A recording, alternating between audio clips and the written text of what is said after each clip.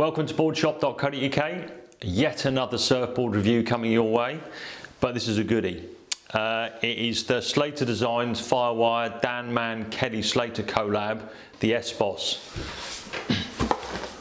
Looks nice, feels good under the arm, excellent in the eyebolic construction. Let's have a little spin round it. Reminds me a bit of the Omni with that little bit of a snub nose, rocker line of a kind of like a Dominator 2. Hides volume really well. Rails are quite downturned, not boxy at all in any way. And it's got this nice smooth kind of parallel rail running into that nice pulled in round tail.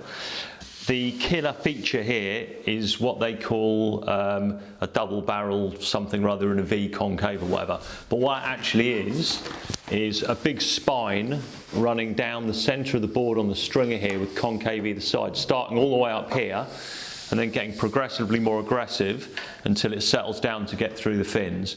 What that does is generate a lot of lift, which in turn gives you speed and easier release into turns. Dan says this board is a performance board with a forgiving edge, making it accessible to a load of surfers from low level intermediate up, depending on how you size it.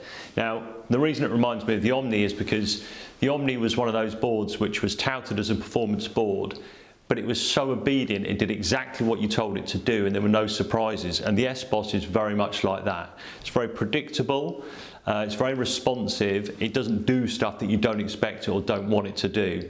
And if you're looking at a board to sit above your groveler below a super high performance shortboard as an all-rounder, the S-Boss is a really good option.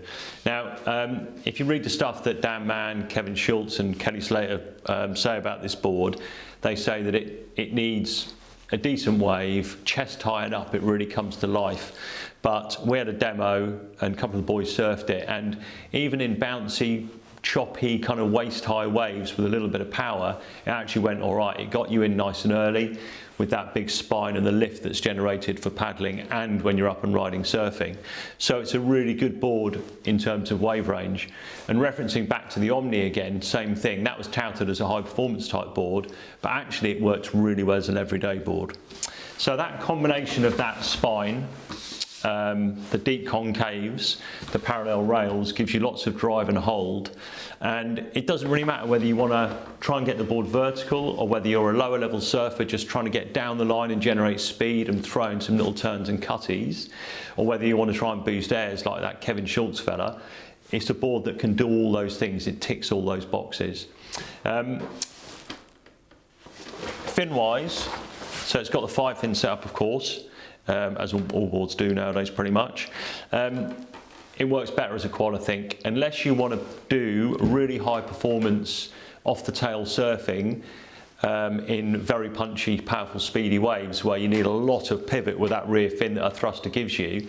I think that the option of the quad to help generate speed in averagey conditions when it's not so good is a better option. Slater and Dan both favour it as a quad, and Kevin Schultz more of a thruster setup, but that's probably because he's trying to do a different kind of surfing, which is frankly beyond most of us.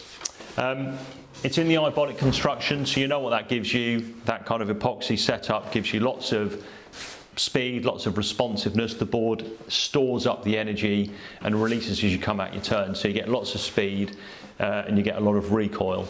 I won't go into the eyebolic too much. There's loads of information online about it. You can read about all the technical stuff.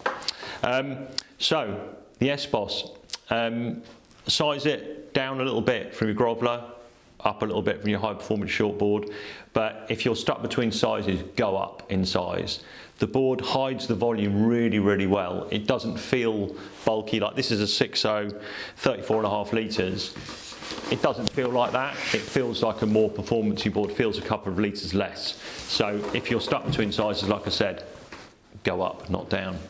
The latest Slater design, S-Boss, another good board, probably the most usable board in his current range of models, and a board that can suit a wide range of surfers. As always, it's online right now. My tan is fading, so please buy one so I can afford another foreign holiday, and I'll be back with the next review with a bit more of a tan. online, 0% finance, trading your old board, all that stuff. Thanks for watching.